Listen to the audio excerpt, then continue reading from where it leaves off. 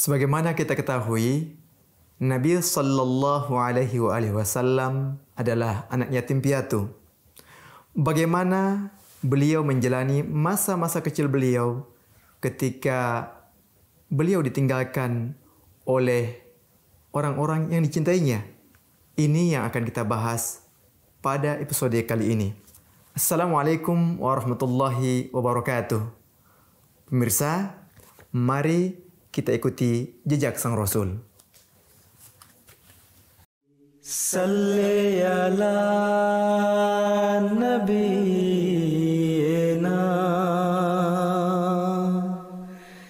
salli ala Muhammadin.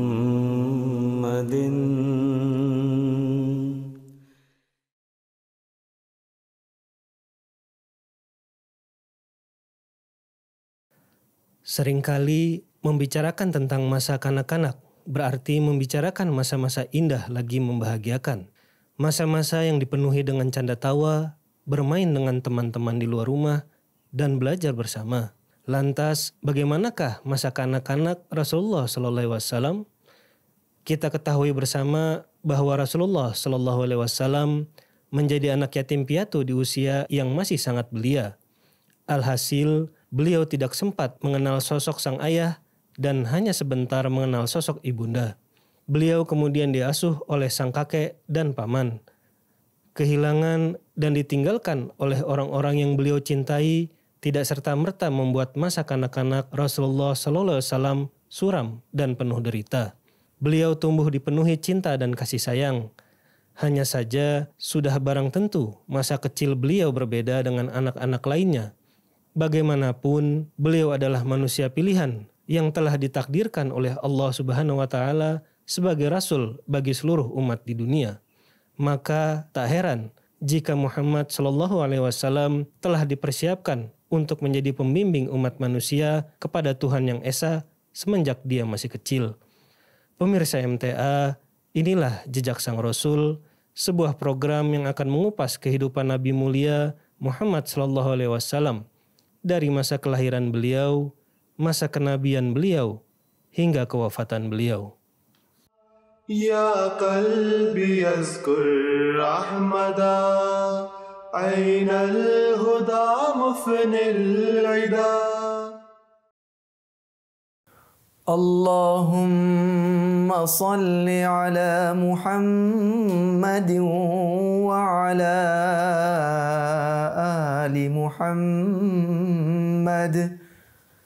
kama sallaita ala Ibrahim wa ala ali Ibrahim innaka hamidum majid. Allahumma barik ala Muhammadin wa ala ali Muhammad kama barakta ala Ibrahim wa ala ali Ibrahim innaka hamidum majid. Pemirsa yang berbahagia, pada pembahasan yang lalu kita sampai pada kisah Muhammad SAW yang waktu itu masih berusia 4 tahun didatangi oleh malaikat, ya 2 malaikat kemudian membelah dada beliau, dan peristiwa ini ternyata memberikan pengaruh tersendiri kepada ibu susu beliau yaitu Halimah As-Sa'diyah dan suaminya. Pada akhirnya mereka berdua memutuskan untuk memulangkan atau mengembalikan Nabi Sallallahu Alaihi Wasallam kepada ibunda beliau yang tercinta, yakni Siti Aminah. Akhirnya di usia 4 tahun itu Muhammad Sallallahu Alaihi Wasallam dikembalikan kepada ibunda beliau di Makkah Al-Mukarramah dan diterima oleh ibunda beliau, dan dengan kurnia Allah Subhanahu wa taala Muhammad kecil itu harus hidup bersama ibunda beliau sampai usia yang ke-6 tahun. Tadi dipulangkan umur 4 tahun, kemudian ya bersama ibunda beliau sampai 4 tahun di Makkah Al-Mukarramah, dan di saat itu ya Nabi SAW bersama ibunda beliau selalu didampingi oleh Ummu Aiman.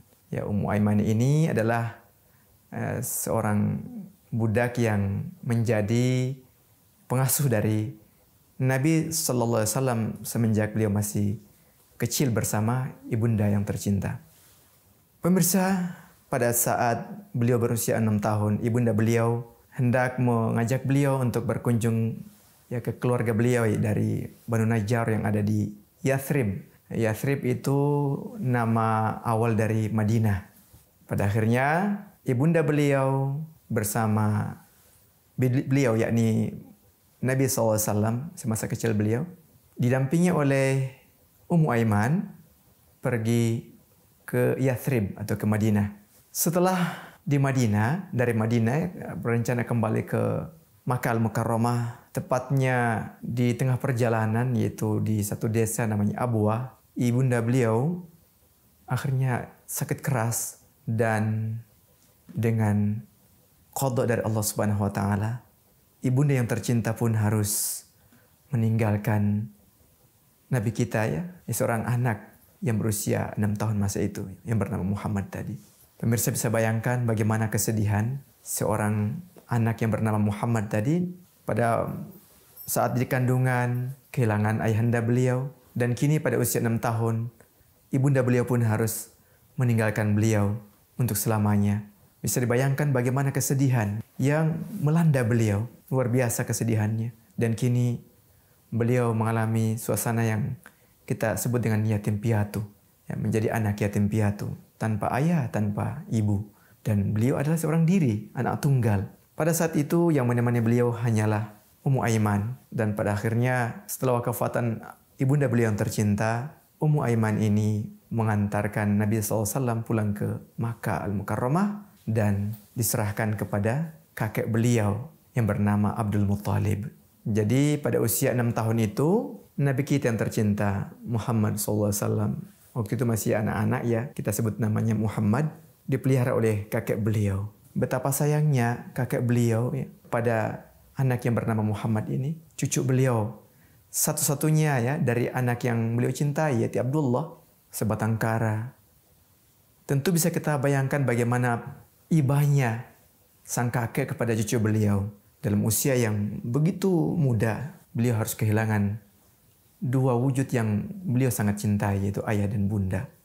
Betapa cintanya kakek beliau ini kepada Muhammad sehingga kemanapun selalu dibawa. Terutama ketika tawaf di Ka'bah atau tawaf berkeliling di Ka'bah, ya, dalam kunjungan beliau ke Ka'bah, selalu beliau meletakkan ya Muhammad ini di pundak beliau, lalu berjalan berkeliling mengelilingi Ka'bah. Ini salah satu bentuk kecintaan. Kemudian di beberapa pertemuan, misalkan di halaman Ka'bah atau di depan Ka'bah itu ada tempat yang biasa mereka gunakan untuk pertemuan, dan di sana disiapkan juga permadani ya, atau karpet lah kalau bahasa anak kita sekarang ini yang mudah dikenal. Tapi ada permadani khusus yang tidak boleh digunakan oleh orang lain, yaitu hanya milik Quraisy, kepala Quraisy atau kepala suku saja yang boleh menggunakan itu. Siapapun tidak boleh menggunakan, pemirsa. Jadi permadani yang dimiliki oleh Abdul Muttalib ini sebagai pemimpin Quraisy masa itu diperbolehkan untuk diduduki oleh anak yang bernama Muhammad ini, cucunda beliau yang tercinta. Sehingga hal ini membuat ya pemimpin Quraisy yang lainnya, boleh saya katakan yang khususnya adalah dari paman-paman beliau dari kalangan bapak ya, dari ayahanda, ini mereka melarang beliau, melarang Muhammad ini untuk duduk di permadani tersebut. Karena itu hanya milik pemimpin saja, seorang pemimpin Quraisy, pembesar Quraisy, dan tidak boleh duduk oleh siapapun. Bahkan pemirsa, anak-anak kandung beliau, yang cucu yang lain pun tidak boleh duduk di situ. Dan hak itu hanya diberikan kepada Muhammad ini oleh kakek beliau, Abdul Muttalib ini. Oleh karenanya, ya paman-paman beliau melarang. Tetapi apa yang dikatakan oleh kakek beliau, Abdul Muttalib? Jangan kalian mencela atau mengganggu cucuku ini. Biarkan dia. Coba bayangkan pemirsa, dalam aturan Quraisy itu sangat tidak terhormat, sangat tidak sopan kalau kita duduk di permadani yang bukan milik kita, bukan hak kita. Tetapi bagaimana seorang kepala suku itu sebagai pemimpin Mekah memberikan tempat kepada seorang anak yang berusia 6 tahun tadi ya, hak ini. Ini tanda bahwa beliau sudah diberikan alamat bahwa akan menjadi seorang yang terhormat. Pemirsa yang berbahagia, rupanya kebahagiaan bersama kakek itu tidak bertahan lama. Dari usia 6 tahun sampai usia 8 tahun masih bersama kakek beliau. Tapi pada akhirnya ketika usia beliau genap 8 tahun, sang kakek pun harus meninggalkan Nabi kita yang tercinta Muhammad SAW. Sudah berapa kali itu beliau sangat sedih. Sudah yang ketiga kali. Kehilangan ayah, ibu, sekarang kakek. Wujud yang sangat-sangat mencintai beliau. Sudah ketiga kali beliau harus merasakan penderitaan ditinggalkan oleh orang-orang yang terkasih.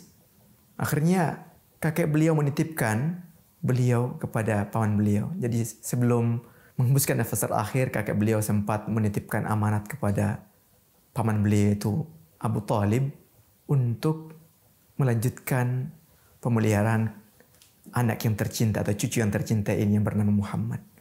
Akhirnya hari-hari baru pun dimulai dengan paman beliau dan paman beliau sangat menyayangi. Boleh dikatakan perekonomian Abu Talib itu, paman beliau itu sebelum memelihara Nabi SAW itu sangat sulit. Tetapi ketika Nabi SAW di bawah pengasuhan beliau, di bawah pemeliharaan beliau, ekonomi beliau semakin maju. Begitulah keadaan Nabi SAW di masa awal bersama pamanda beliau yang bernama Abu Talib tadi. Inilah yang pemirsa perlu ketahui bahwa setiap kali Nabi bersama siapapun akan banyak kemajuan-kemajuan bersama orang yang dimaksud. Ketika Nabi SAW berusia 12 tahun, paman beliau sangat mencintai beliau. Tapi kemudian paman beliau harus pergi juga untuk berdagang ke negeri Syam. Syam itu Suriah. Tetapi yang dimaksud sini adalah daerah selatan Suriah.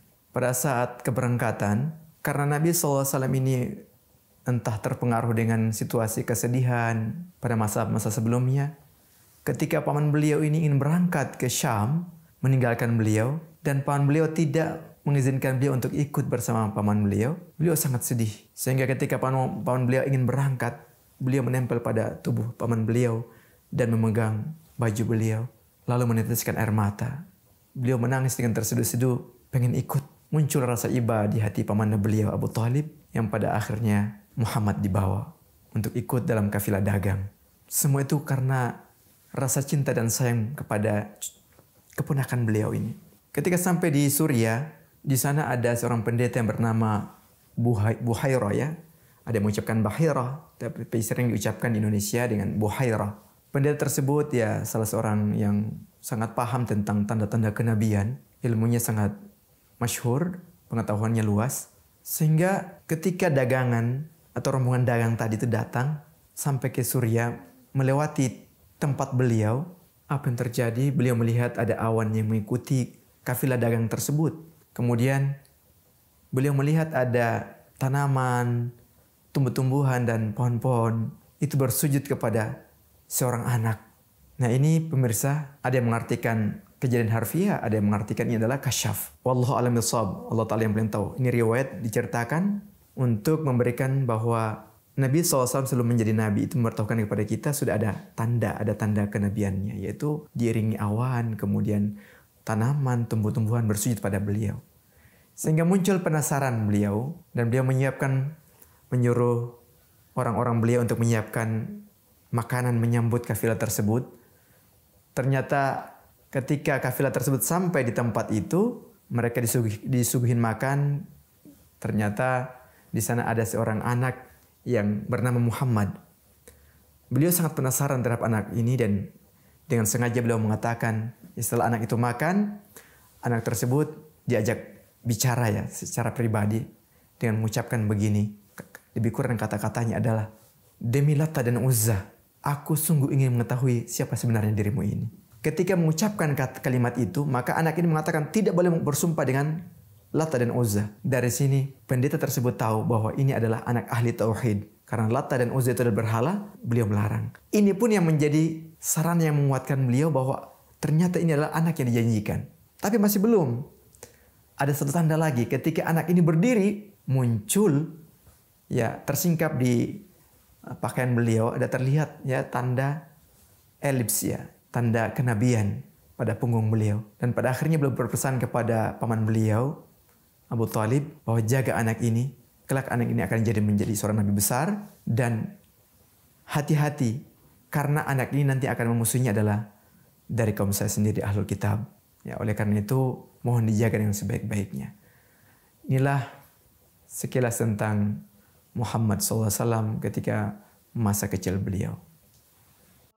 Ya qalbi yazkur Ahmada, Ainal huda mufnil ida.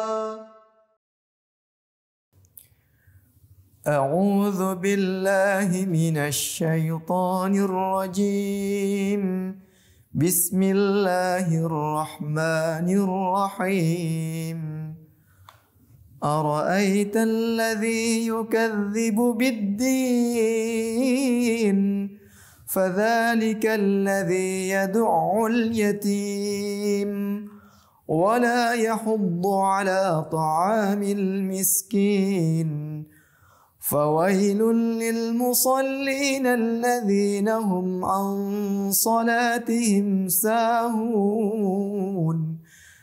الذين هم يراءون ويمنعون الماعون. Artinya, dengan nama Allah yang Maha Pemurah lagi Maha Penyayang, adakah engkau melihat orang yang mendustakan agama? Ialah orang yang mengusir anak yatim dan tidak menganjurkan memberi makan orang-orang miskin. Maka celakalah mereka orang-orang yang sholat, yaitu mereka yang lalai dari sembahyang atau sholat mereka. Mereka hanya senang dilihat oleh orang lain dan menahan diri dari memberi sesuatu yang berguna. Pemirsa yang berbahagia, tadi kita telah membahas mengenai kejadian atau kisah Nabi SAW di mana beliau adalah seorang anak yatim. Kita ingin mengetahui sebetulnya status anak yatim seperti apa. Itu kita lihat dalam ayat Al-Quran tadi. Allah bahkan menyatakan orang-orang yang mendustakan agama adalah mereka yang menghardik anak yatim. Jadi kalau kita melihat anak yatim, maka kita jangan menghardik, jangan berlaku kasar terhadap mereka. Dalam surah Ad-Duha Allah Ta'ala menyampaikan kepada kita, wa ammal yatima fala taqhar. Adapun anak-anak yatim itu jangan kalian taqhar, berlaku kasar kepada mereka. Tidak boleh seperti itu. Oleh karenanya sebagai orang beriman, mari kita menyantuni anak yatim. Anak yatim itu siapa? Orang yang kehilangan orang tuanya. Biasanya memang diartikan ya untuk khusus kepada ayahnya. Tetapi bagaimanapun ketika orang tua itu sudah hilang, baik satu atau keduanya, itu tetap akan menyisakan rasa pilu atau kesedihan pada anak-anak yang ditinggalkan itu. Oleh karenanya kewajiban kita sebagai orang Islam yang Al-Quran Allah perintahkan kepada kita adalah kita jangan berlaku kasar kepada anak yatim. Itu nomor satu. Mengapa sampai Allah Ta'ala menyebutkan ada mengusir atau menghardik anak yatim? Sebabnya adalah karena perbuatan ini sering dilakukan oleh orang-orang yang mengaku diri beragama. Oleh karenanya Allah mengawali ayat surah Al-Ma'un ini dengan, tahukah anda siapakah orang yang mendustakan agama itu? Allah sebutkan yang pertama adalah orang yang menghardik anak yatim. Jadi kita jangan sampai mengusir. Kalau kita mengetahui bagaimana status orang yang memelihara anak yatimnya, itu begitu tingginya. Sampai-sampai Nabi SAW dalam sebuah hadis ya, menyebutkan, ana wa kafilul yatim hakadha. Ya, ana wa kafilul yatim hakadha. Aku, sabda Nabi, dan pemelihara, pengayom, pembela anak yatim itu hakadha, seperti ini posisinya. Dalam hadis Nabi SAW itu antara jari telunjuknya dengan jari tengahnya digabungkan begini. Artinya apa? Kalau kita umat Islam mau seperti Nabi, maka mari kita amalkan ini. Menjadi pengayom anak yatim, pemelihara anak yatim, penyantun bagi anak-anak yatim. Oleh karenanya, supaya kita mendapatkan posisi yang sangat dekat dengan Nabi SAW, mari kita santuni anak-anak yatim. Jangan bertanya bahwa apakah kamu sudah makan atau belum. Jangan. Kita begitu mengetahui dia adalah anak yatim, maka hak kita adalah kita harus mengambil berkat dengan cara melakukan kewajiban kita, memberi kepada mereka anak yatim tadi santunan. Dengan demikian kita tidak menjadi orang yang dicela oleh Al-Quran. Kita tidak menjadi pendusta agama. Oleh karena itu, pemirsa, mari kita amalkan ajaran Rasulullah SAW supaya kita dekat dengan Nabi SAW seperti ini tadi. Mari kita amalkan. Ya, sebagai orang yang suka menyantuni anak yatim.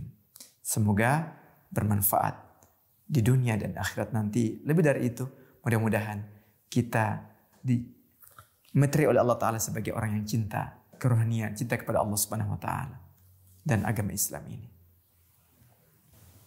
Demikian pembahasan kita pada episode kali ini. Jangan lupa untuk terus menyaksikan jejak sang Rasul pada episode berikutnya. Assalamualaikum warahmatullahi wabarakatuh.